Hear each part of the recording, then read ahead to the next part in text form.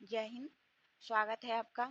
Constitutional development of India की series में हमने 1813 और 1833 का चार्टर एक्ट पढ़ लिया था। 1833 के चार्टर एक्ट में हमने देखा था कि कैसे गवर्नर जनरल ऑफ बंगाल को गवर्नर जनरल ऑफ इंडिया कर दिया गया। इसी चार्टर एक्ट के तहत हमने देखा था कि जो ईस्ट इंडिया कंपनी का ट्रेड मोनोपोली है उसको खत्म कर दिया, पूरी तरह खत्म कर दिया गया। हमने देखा है कि जो कंपनी का पार्लियामेंट, जो कंपनी के जो 20 साल की अवधि दिया जा रहा था ब्रिटिश पार्लियामेंट में, जैसे 1813 में British parliament east India company को बढ़ा के 20 साल की बढ़ाया, तो 1833 का फिर चार्टर अधिनियम आया। फिर 1833 में ईस्ट इंडिया कंपनी के व्यापार को बढ़ाया गया, तो 1853 में इस समय सीमा पूरी हो रही थी।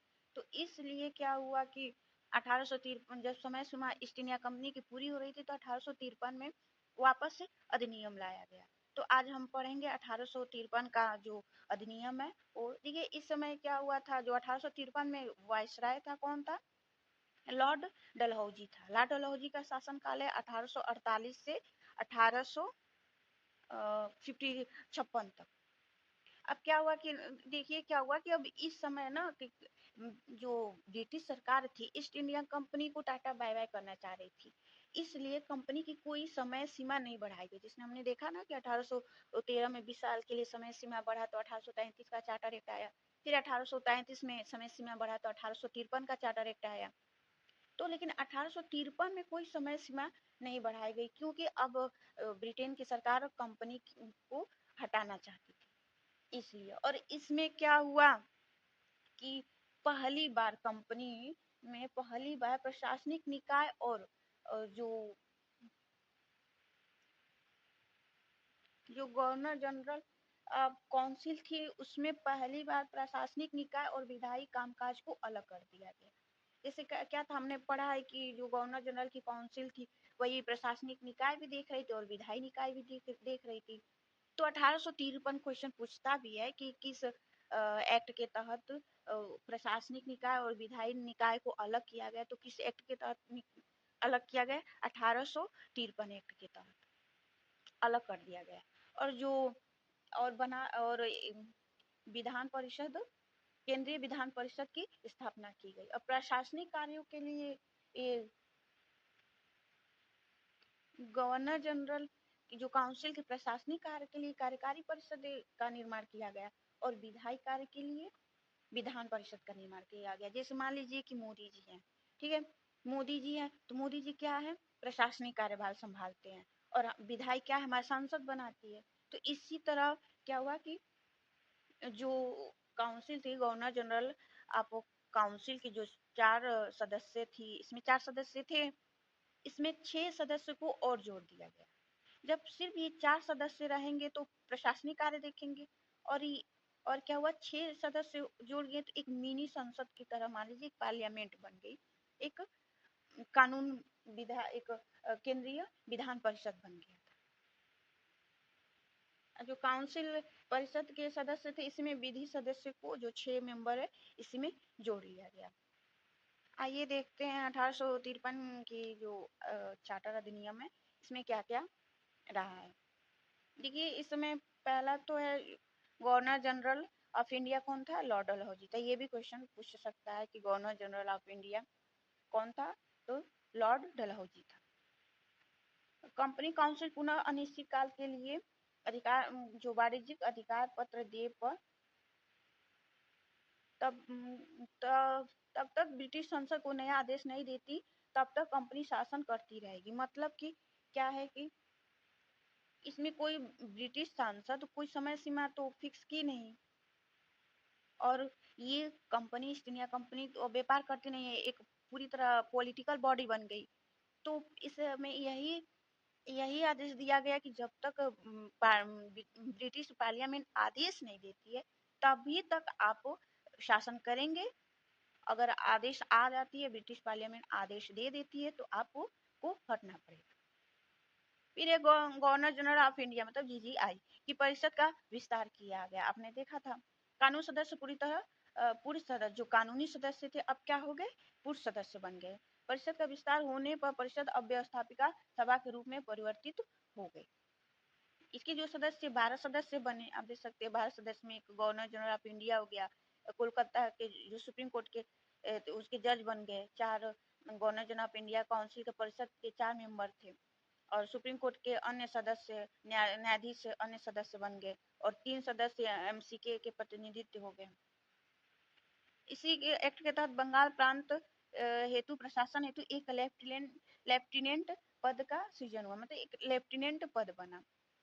और जो बोर्ड ऑफ कंट्रोल और बोर्ड ऑफ डायरेक्टर थी, जो बोर्ड बनी थी निकाय, जो ब्रिटिश पार्लियामेंट में रहते थे, उस नौकरी देने का कार्य ले लिया गया और प्रतियोगिता परीक्षा शुरू कर दी गई। जो इसी प्रतियोगिता परीक्षा के लिए 1854 में लॉर्ड मैकाले की अध्यक्षता में आयोग की नियुक्ति की गई। बोर्ड ऑफ डायरेक्टर में सदस्य की संख्या आपको पता है कि 24 थी। इस एक्ट के तहत खत्म करके 18 कर दी गई, क्योंकि अब पार्लियामेंट वहाँ की सरकार, ब्रिटिश सरकार चाह रही थी कि अब ईस्ट इंडिया कंपनी को हटाना यहाँ से, तो इसलिए इसकी सदस्यों की संख्या कितनी कर दी गई, 24 से घटाकर कितनी कर दी गई, 18 कर दी गई। और 18 में भी 6 सदस्य, 18 में भी 6 सदस्य कौन चूज करेगा, मनोनीत करेगा, वहां का क्राउन के द्वारा 6 सदस्य को चुना जाने लगा। ठीक है। फिर 1853 के अधिनियम डॉक्टर पी सिंह भारत में संसदीय शासन की आधारशिला रखी। विधायी और कार्यकारी परिषद अलग अलग हुए। आपने देखा था कि जो विधायी और पहली बार विधायी और कार्यकारी परिषद को अलग किया गया।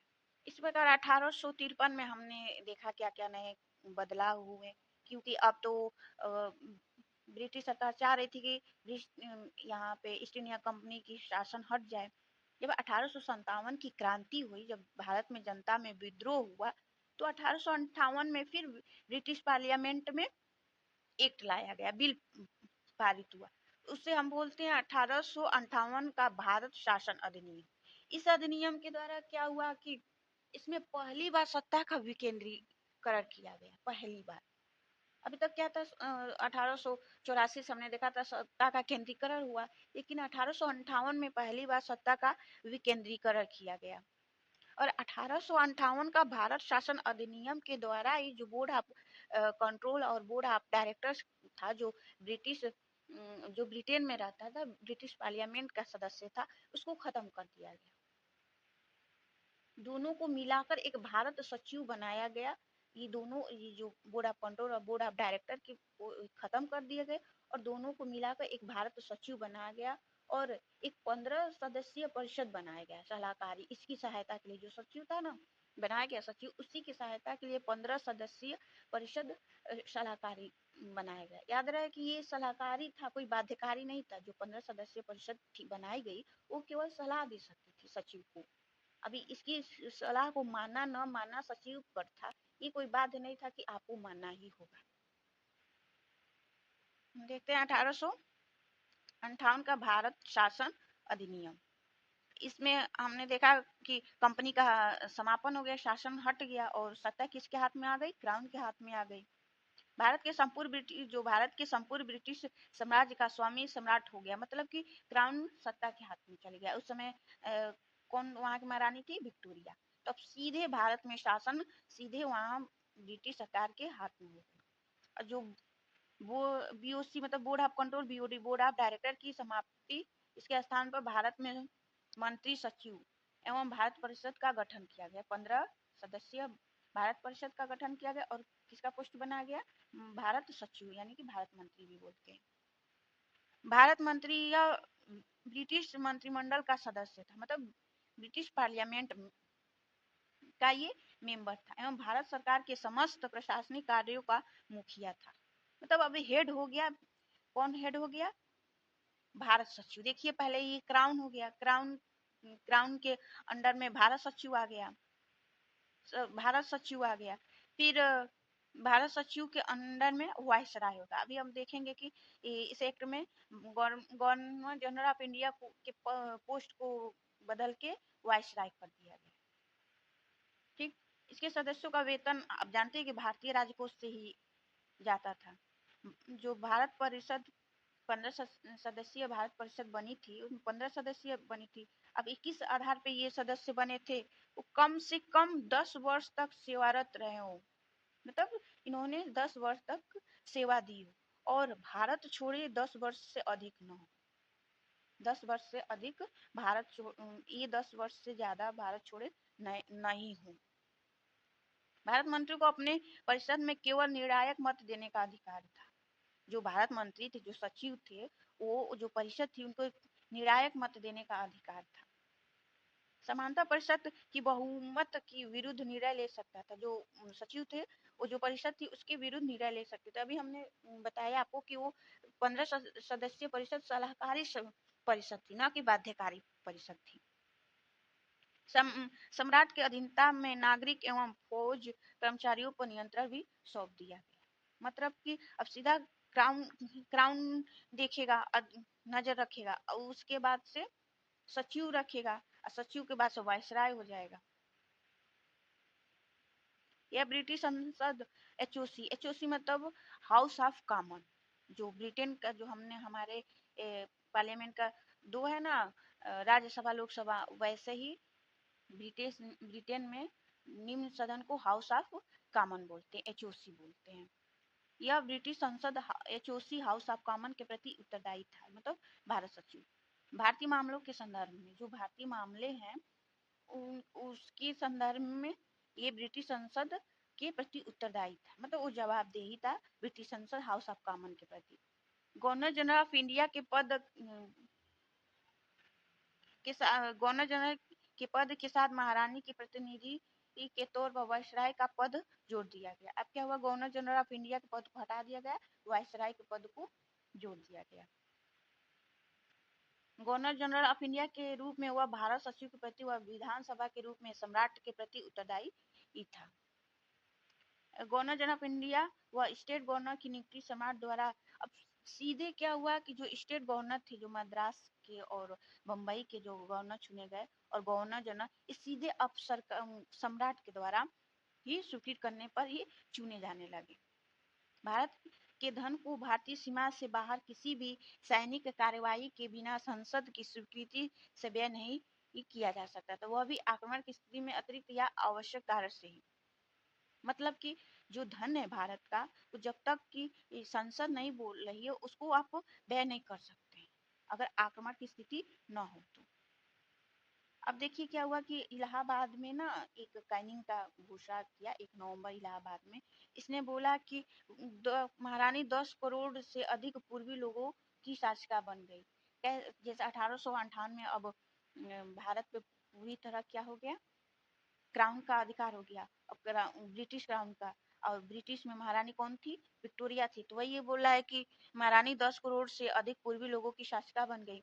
हमने इसकी कथन है, हमने एचओसी मतलब house of common, house of Lord की सलाह व स्वीकृति से इसने कंपनी को प्रशासनिक कार्य अपने हाथों में ले लिया है। हम अपने प्रजाजनों को यह प्रेरणा देते हैं कि वे हमारी उत्तराधिकारियों में पूर्ण राजभक्ति धारण करें। हमने अपने प्रिय भतीजे चार्ल्स जॉन विस्काउंट कैनी की वफादारी में विश्वास रखते हैं। उसे उन प्रदेशों का प्रथम वायसराय और गवर्नर जनरल ऑफ इंडिया नियुक्त करते हैं। तो प्रथम गवर्नर जो वायसराय था, भारत का प्रथम वायसराय कौन था, चार्ल्स जॉन विस्काउंट कैनी, इसका पूरा नाम था।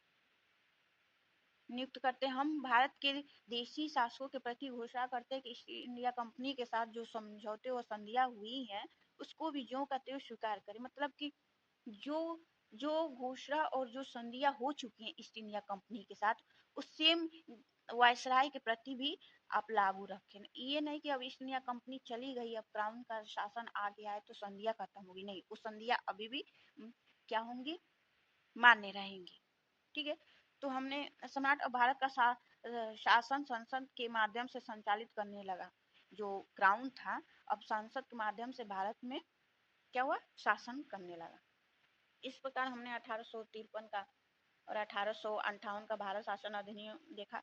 अगले इलेक्शन में हम 1861 का भारतीय परिषद अधिनियम देखेंगे और 1892 का भी भारतीय परिषद अधिनियम देखेंगे।